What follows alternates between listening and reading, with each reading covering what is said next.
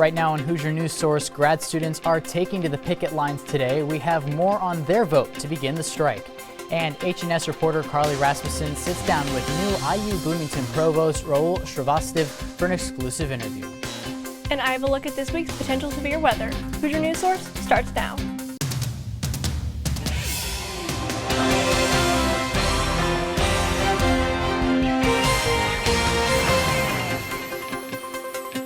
Hello and welcome to Hoosier News Source. I'm Ashton Hackman. Grad students on IU's Bloomington campus are officially going on strike. Members of the Indiana Graduate Workers Coalition and student academic appointees voted on Sunday to authorize a strike. The vote to strike passed with 97.8% of voters choosing yes. Only 23 voted no to the strike out of 1,031 voters. The strike will begin today with picket lines taking place outside of academic buildings and the sample gates. The coalition is seeking lower fees and higher compensation from the university.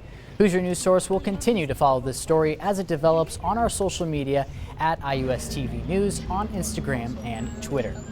H&S reporter Carly Rasmussen joins us now in studio for an interview with IU's new Executive Vice President and Provost Rahul Shrivastav. Carly. Thanks, Ashton. This semester, Provost Rahul Shrivastav replaced interim Provost John Applegate after Lauren Roble stepped down last fall. Shrivastav is an IU alumnus and also holds a faculty position in the Department of Speech, Hearing, and Language Sciences. Welcome. Thank you so much for joining us today. Thank you. It's great to be here. There's no doubt that you've already had a busy semester so far, and I'm looking forward to hearing more about it. But first, just a little bit more about you. So what's it like coming back to your alma mater? Oh, it's great. It's very special. It's not just a job, it's personal. Everywhere you walk on campus, you remember some event or some story or some incident, and you walk into some buildings that look identical and some buildings that are just unrecognizable. It's weird but very fun sort of 2 months so far. Mm-hmm. And being a student here once, how are you using that to your advantage to now connect with current students?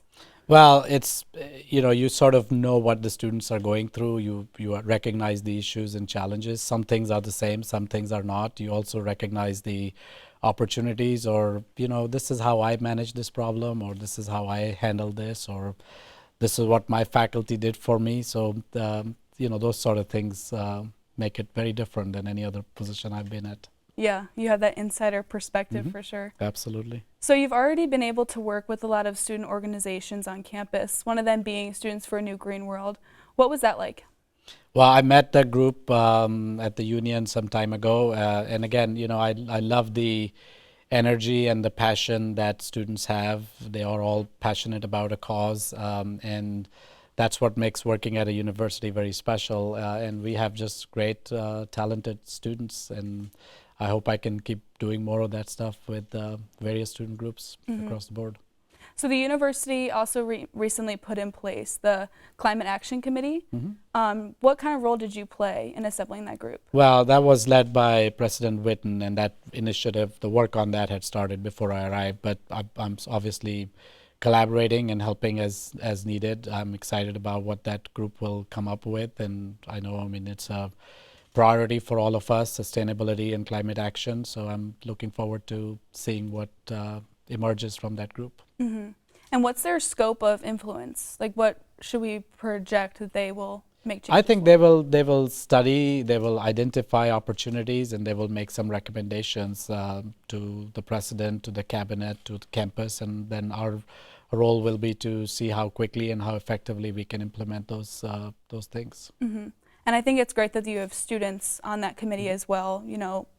Students are the ones experiencing the university day after day, so having their representation is amazing. But Students for a Green New World have also criticized their organization not being on the committee. Could you just explain a little bit about that, what it's like hearing from them after they made those comments? Well, again, I wasn't here when the committee was formed. I think the main important point is having representation of students. There are so many different subgroups and so many different student associations. As long as there's communication with the student body in general, I think it's okay. We can't have groups that are so large that they won't be functional. Right. So I'm less concerned about it. I think the idea behind it and the goals that they have are the same for everybody, so that's all good. And what are ways that you're expanding open communication with students? Well, right now I'm engaging through the Vice Provost O'Gwyn's leadership group. I meet other students as needed. I also meet with graduate students. There are listening sessions happening across campus, so whenever my schedule allows, I try to meet with them. In my previous jobs, I've had a student advisory board that directly helps me bring in issues to my attention or ideas or suggestions. As time passes, if there is a need for that, I'll create that. If there isn't, there are existing advisory boards at the school or college level or at the Vice Provost or Gwyn's level, and I can engage with that group. But also I'm out and about. I'm at the union, I'm here, I'm talking to people wherever I'm going. So, I love to hear and see what issues there are, and some issues can be addressed quickly. Some are not on our radar, and students bring it to our radar. And some, like the climate one, it's not something we could change tomorrow. So I'm glad we are having an open conversation and move forward with it. Right.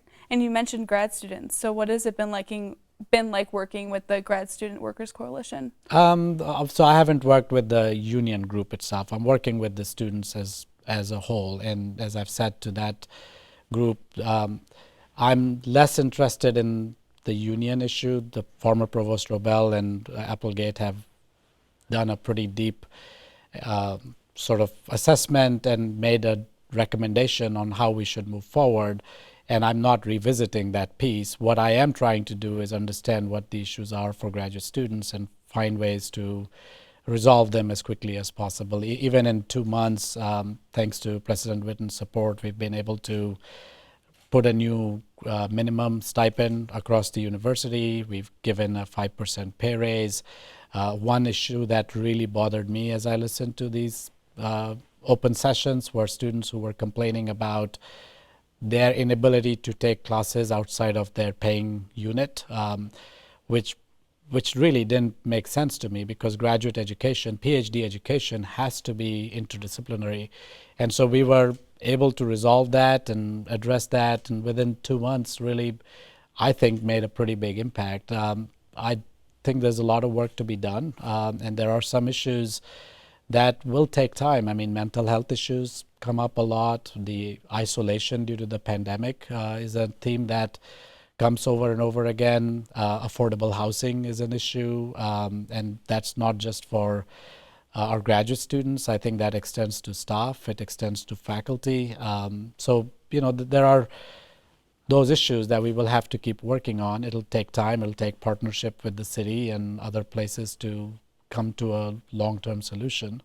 But I'm glad I'm getting to hear it, and I'm able to start working on finding ways to move forward again. Right. So as the vote passed on Sunday for the Workers' Coalition, what's your view on that as students will take to picket lines and striking? Yeah, I'm honestly, I'm very disappointed in that, because it's trying to pit one group of students against another. It's hurting another groups of students. We have lots and lots of undergraduate students. We're already receiving emails from anxious students and parents about what will happen to their classes, to their grades, to their learning environment. I just don't think that's the right way of approaching it. We have good mechanisms. We have a strong shared governance approach. We are engaging with the students. So, at some point you have to wonder whether it's trying to solve the real issues, or is it a group of students who ideologically just want a union and that's it. They're not going to stop at anything else. So it's disturbing, honestly. But we are going to try and do our best to make contingency plans and make sure none of the undergraduate students are impacted to the extent possible, and keep moving forward. So what are some expectations that undergraduate students could expect to happen in the coming weeks? Well, it will. Well, first of all, it'll vary based on how many and who and how long they strike and what they do. There isn't a clear sense for how many students will actually show up or not show up. Each unit has done its own contingency planning. Some may move things online. Some may have a different instructor. Some may sort of combined classes. It will vary very much based on the circumstances within each school and college. But again, our goal is to make sure that the educational mission continues to move forward and create as little disruption as possible. Mm-hmm. So the Workers Coalition, not only are they asking for approval of a union, but also lower fees and higher compensation from the university. I think those are great things. I mean, the fees there is a process. Graduate students and undergraduate students actually co-chair the committee, and they decide every 2 years what the fees should be. I think that process is coming up next year. Follow the process, make recommendations, and you have a mechanism for that. For compensation, again, the way our budget model operates, all the graduate student tuition goes back to the units, and the units are free to do how much ever compensation they need to do. What we have done is set a new minimum as an institutional policy. For some units that don't have the immediate finances, we've been able to cobble together funding for the short term so they can make that commitment immediately. But ultimately, this is an issue that is local to each unit. A lot of units are actually well above our minimum. There are a handful which are below our minimum. And so with this change starting July 1, they will all move up to a new minimum, so that issue will go away. Now, it's an ongoing issue. It needs to be resolved every year. It's no different for staff or faculty, so we'll follow the same process. Mm-hmm. You mentioned earlier working with the City of Bloomington to work on more affordable housing and things like that. Could you just expand what that process would look like? Well, I've had one meeting with the mayor explaining how this is an issue that's of interest to us as an institution and as a town. I want to have strong collaborative relationship with the City of Bloomington. Mayor Hamilton was an absolute delight, very supportive. We had a wonderful conversation. He understands the issues and shares the concerns. And it's not just about having housing, but transportation and general infrastructure, all of that. So that's in his radar. So I'm actually pretty optimistic after that meeting that he and I share the concerns about and opportunities for us as a community here in Bloomington and at IU. And again, it's you can't build a house overnight, so it'll take some time to get there. But the good news is we all share what's common, what are common goals for us. Yeah. So as you're coming into your new position, what are some things that you hope to achieve in the near future, but also years to come? Yeah, I think IU is very special as a community, and we have great faculty and great students. We have great programs. But I do think there's an opportunity to do better. I think we have to find ways to make the student experience better than it is. And that means everything from inside the classroom to residential life to on-campus activities. To me, your entire uniform campus should be focused on academic learning, student success goals, from career counseling to advising to mental health and well-being. And it needs to touch students at every point. So we have opportunities to improve there. As much as we do on research, I think we need to grow that more because we have to invest in science, technology. We are really good at the creative and humanities side. We need to maintain that success. Social and behavior sciences are great areas. We need to invest more in research, and that needs to connect with students. I think every undergraduate student should have an opportunity to work in a lab, because it is very often a life-changing experience, seeing that perspective. And it's not just the research piece, but it's that ability to be in close contact with the faculty and work closely with them and other students.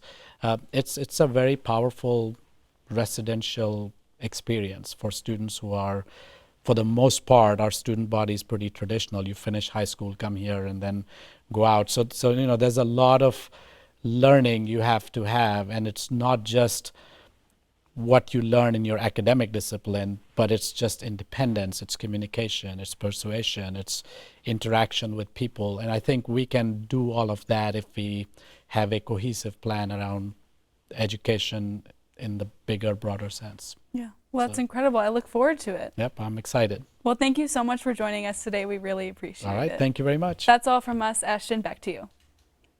Thanks, Carly. Last week, the IU Board of Trustees held their April meeting here on campus. The trustees approved several new appointments, including the first female head of the IU Alumni Association. The board also approved a new PhD program in music therapy, creating the first program of its kind in the state. President Pamela Whitten unveiled a climate action planning committee tasked with strategizing how to reduce its IU's greenhouse gas emissions. Whitten also addressed recent incidents of anti-Semitism on campus. Joining us now with this week's weather is Kayla Craig. Kayla? Thanks, Ashton. Last Thursday and Friday, we saw graupel fall here in Bloomington, which is a different type of precipitation than we're used to. Not to be confused with sleet or hail, graupel is formed when super cold water freezes onto falling snowflakes and is often nicknamed snow pellets. Now let's take a look at this week's potential severe weather. Before severe weather moves in, we'll see rain and thunderstorms. As a strong cold front pushes east, a powerful line of storms will develop across the region, eventually impacting Indiana sometime between 5 to 10 p.m. on Wednesday.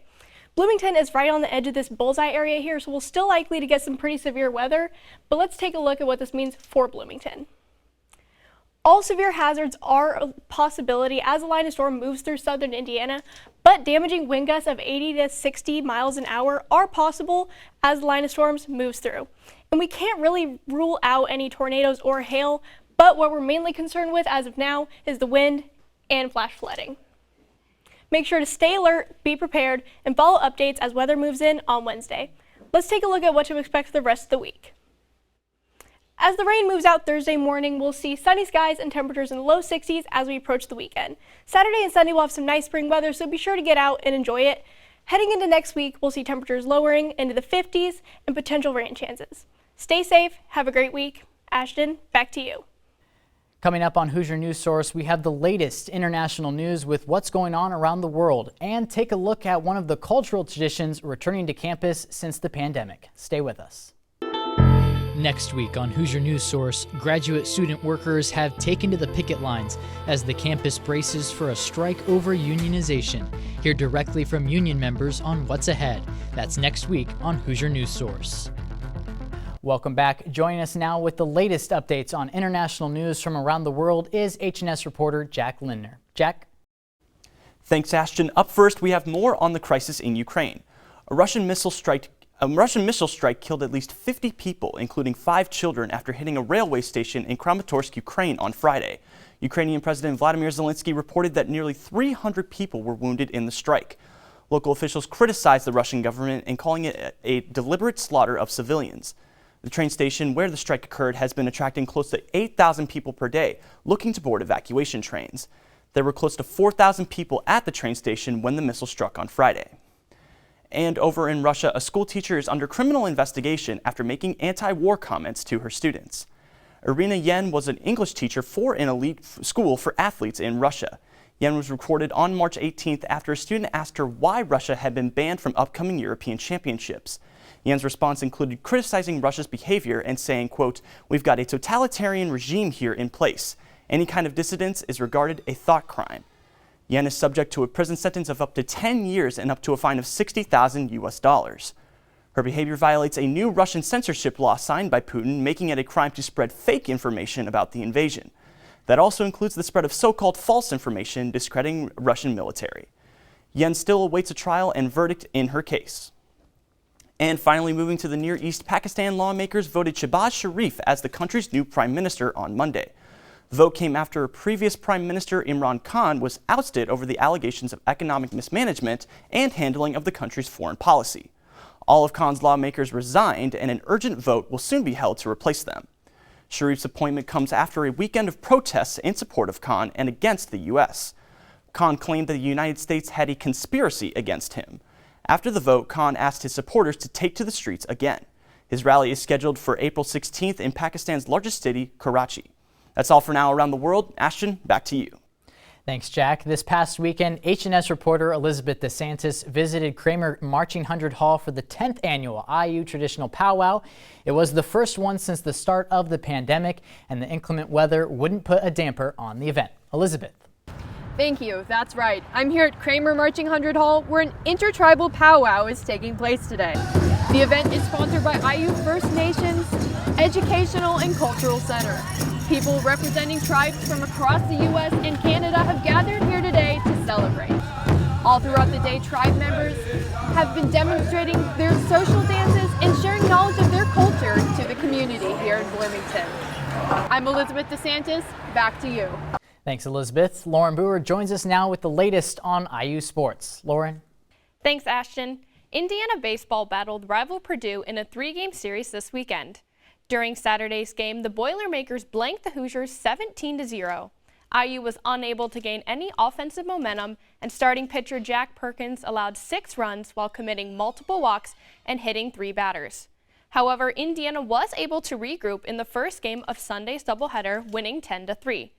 IU's Samuel Morrison hit 3 for 5, including 2 singles and a home run. Later that afternoon, Indiana fell in a heartbreaking 16-15 loss. All in all, the game featured 37 hits, 6 home runs, and 8 pitchers. IU now sits at 12-18 on the year and 2-4 in conference play. Back in Bloomington, the Indiana softball team swept their series against Rutgers at Andy Moore Field. An outstanding performance by IU's Taylor Minnick earned her the Big Ten Freshman of the Week award. Against Rutgers, Minnick compiled a .667 batting average and tallied 5 runs, 3 RBIs, and a home run. The Hoosiers are now 8-0 at home and improved their record to 22-10.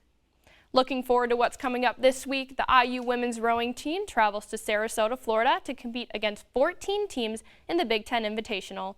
Women's tennis heads east for 2 away games against Maryland and Rutgers, and baseball also travels to New Jersey to face the Scarlet Knights, while softball plays at Penn State. You can watch the baseball and softball games on Big Ten Network Plus. Altogether, there are plenty of Indiana athletic events to cheer for this weekend. That's all for IU Sports this week. Ashton, back to you. Thanks, Lauren, and thank you for watching this week's episode of Hoosier News Source. Be sure to follow us on Instagram and Twitter at IUSTV News. I'm Ashton Hackman from Bloomington, Indiana. We'll see you next week.